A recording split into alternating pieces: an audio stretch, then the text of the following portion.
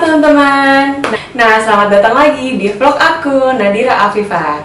Jadi di vlog kali ini aku bakal ngebahas tentang isu yang sering banget nih ditanyain di komen di YouTube atau kayak di DM Instagram aku, yaitu tentang biaya hidup selama di Harvard University.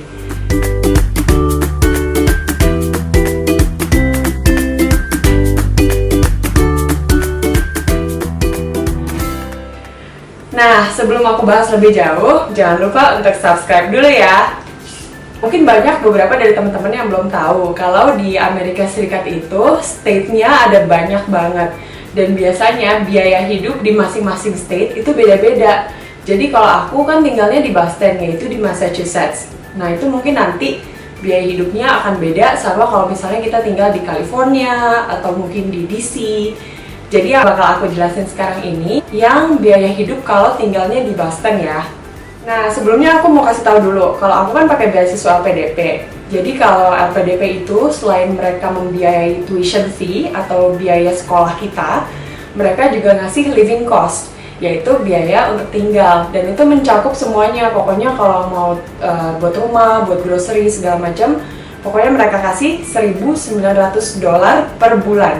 Atau kalau misalnya dolar itu Rp15.000, jatuhnya jadi Rp28.500.000. Nah, yang paling makan banyak porsi dari uang sebulan itu menurutku adalah biaya rumah. Jadi, kalau di Boston itu banyak pilihan untuk tinggal. Misalnya bisa di dorm, atau di flat kayak di studio, atau sewa rumah dan sharing sama teman. Nah, kalau aku itu sharing sama teman aku. Kalau kalian pernah nonton vlog aku waktu di MIT, nah itu roommate aku. Jadi sedikit perbandingannya, kalau misalnya di dorm itu biasanya mahal dan juga biasanya rebutan. Jadi soalnya semua orang tuh relatif pengen di dorm, soalnya kan enak. Biasanya ada asisten rumah tangganya yang bantu bersih-bersihin, dan juga enak juga kan ngumpul sama teman-teman yang satu kampus. Nah, kalau di Harvard School of Public Health itu dormnya relatif mahal, jadi sekitar $900 sampai $1.500. Makanya aku menyingkirkan opsi dorm. Yang kedua ada kayak studio gitu. Nah, flat atau studio itu jauh lebih mahal lagi karena sendiri, nggak sharing sama roommate, jadi privasi lebih terjaga. Nah, itu yang bikin mahal. Kalau studio di Boston itu sekitar $1.500 sampai $2.000 atau sekitar $22.500.000 sampai $30 juta. Mahal banget ya. Nah, jadi aku nggak ngambil flat atau studio juga. Setelah survei segala macam, aku memutuskan buat sharing rumah sama teman aku. Jadi kita sewa rumah yang itu ada 2 kamar. Harganya itu $2.300 per bulan. Tapi untuk 2 orang, jadi dibagi 2 jadi $1.150. Nah, jadi akhirnya aku memutuskan untuk sewa rumah itu. Tapi itu cuma untuk biaya sewa rumahnya aja, belum termasuk gas, listrik, terus wifi, dan itu biaya yang harus selalu aku bayar tiap bulan. Nah, kalau untuk gas, ini biasanya beda-beda biayanya, tergantung sama musim. Misalnya kalau lagi winter, itu kan kita banyak pakai heater, dan heater itu butuh gas yang banyak. Itu biayanya bisa sampai $100 per orang per bulan. Tapi kalau misalnya lagi summer atau lagi spring yang nggak terlalu dingin dan nggak butuh nyalain heater seharian, mungkin bisa $50 atau sekitar Rp750.000. Selanjutnya ada listrik. Kalau listrik sih nggak terlalu mahal, biasanya mungkin sekitar $50 sampai $70, karena kita juga nggak terlalu banyak butuh alat-alat yang watt listriknya tinggi. Nah, gas udah, listrik udah, ada lagi wifi. Nah, kalau wifi ini juga harus pintar-pintar menyiasati. Sebenarnya kan kalau satu lingkungan itu bisa wifi bareng-bareng aja kan, sama yang lain tinggal sharing password.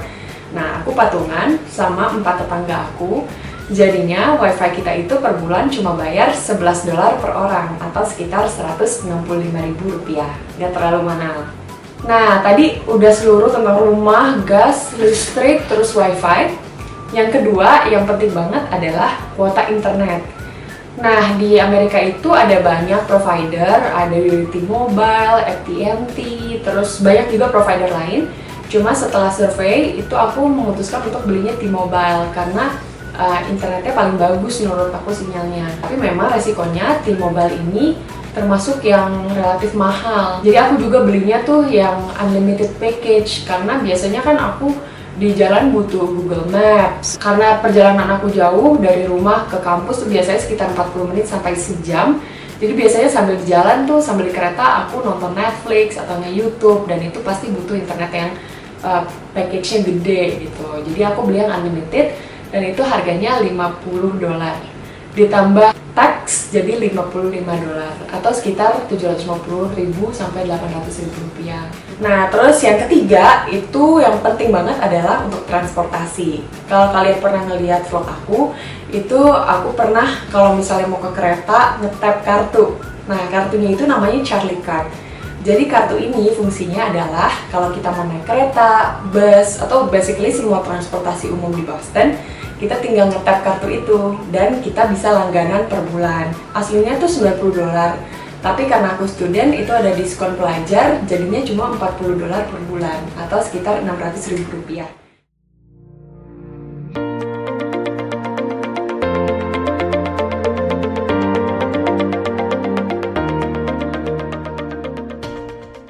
Nah, terus yang penting juga adalah tentang groceries. Nah, groceries ini juga banyak ditanya. Biasanya masak atau beli di luar sih makanannya. Kalau aku dan teman-teman, karena kita hemat, jadi biasanya kita prefer untuk masak. Jadi kita belanja mingguan.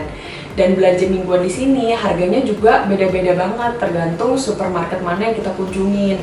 Misalnya ada Trader Joe's, ada Market Basket, ada Star Market, dan itu harganya beda-beda semua. Kalau yang paling murah biasanya aku di Trader Joe's. Biasa juga menyiasati supaya lebih murah lagi, kita bisa belinya di pasar tradisional. Namanya tuh Boston Haymarket.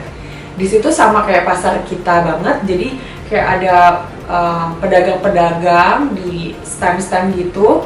Terus kayak biasanya mereka banyaknya jual sayur sama buah aja sih. Dan itu yang terkenal ada di Boston namanya anggur cotton candy. Jadi anggurnya hijau, terus nggak ada bijinya. Terus manisnya tuh kayak cotton candy, jadi rasanya beda banget dan super enak. Itu sekantong gede, harganya cuma $1. Sementara kalau di supermarket itu bisa $4-6. Jadi beda banget kan harganya. Kalau belanja mingguan sama roommate aku, biasanya berdua $70 per minggu atau per orang jadi $35 per minggu. Nah, kalau sebulan berarti dikali 4 jadi $140 per orang.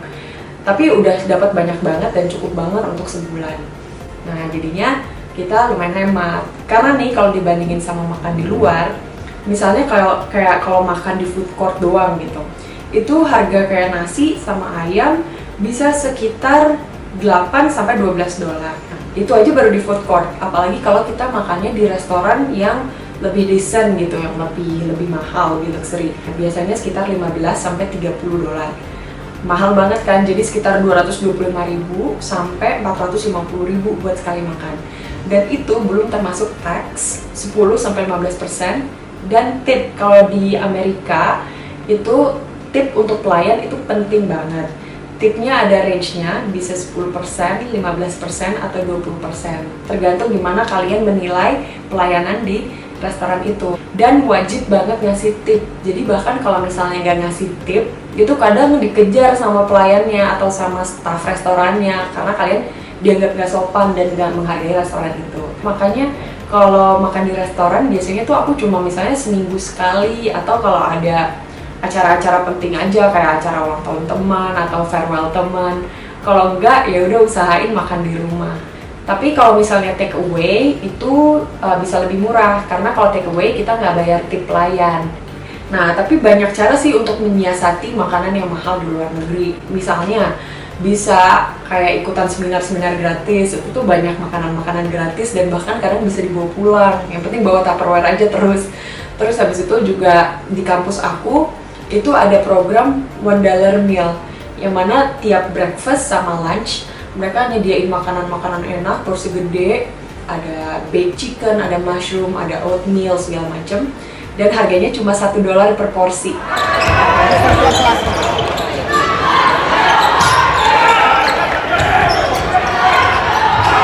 Nah, sekarang gimana soal fun activities yang bisa dilakuin selama kalian di Boston?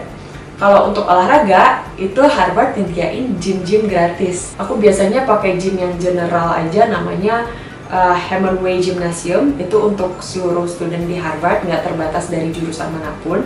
Dan itu gratis, dan dia bukan nyediain alat-alat gym aja, tapi juga ada kelas-kelas Zumba, yoga, terus HIIT, segala macem. Aku biasanya ikut yang Zumba, dan itu setiap hari ada kelas dan gratis, jadi enak banget buat refreshing. Terus kalau untuk nonton bioskop, nah ternyata bioskop di luar negeri itu gak lebih bagus dari bioskop di Indo loh. Jadi bioskop di Indo tuh bagus banget, karena luas, terus dekor indoornya juga bagus. Sementara kalau di Boston tuh biasanya bioskopnya nggak bersih-bersih banget, layarnya juga kecil, nggak pakai stereo Dolby yang bagus. Jadi sebenarnya di Indo itu bagus banget bioskopnya. Nah, dan harganya nonton bioskop di Boston itu sekitar 13 sampai 18 dolar, tergantung bioskop mana yang kita datengin. Tapi harganya sekitar segitu. Jadi mahal kan? Jadi aku jarang nonton bioskop, kecuali emang lagi pengen hangout aja sama teman-teman. Nah, terus yang terakhir kemarin aku sempat nonton basket juga. Nah, jadi kalau kalian tahu istilah Ivy League, di Amerika itu ada kampus-kampus yang tergolong Ivy League. Jadi sejarahnya itu adalah kampus-kampus ini dulu tergabung di sebuah kompetisi olahraga, dan kompetisinya itu namanya Ivy League. Makanya sampai sekarang Ivy League ini atau kompetisi olahraga ini tetap dipertahankan. Dan kemarin itu ada league yang aku tonton, itu liga basket antara Harvard sama Columbia.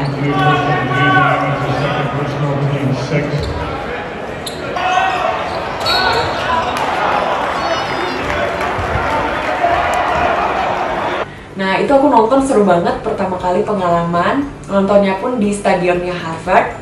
Terus harganya itu sekitar 13 sampai 20 dolar, tergantung kita pilih tempat duduknya di mana.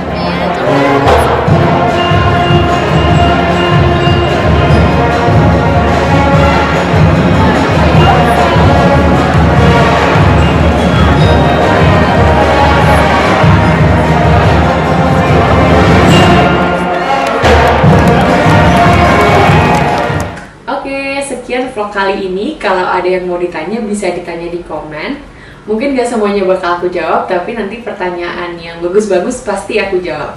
Jadi silahkan komen di bawah, dan jangan lupa subscribe ya!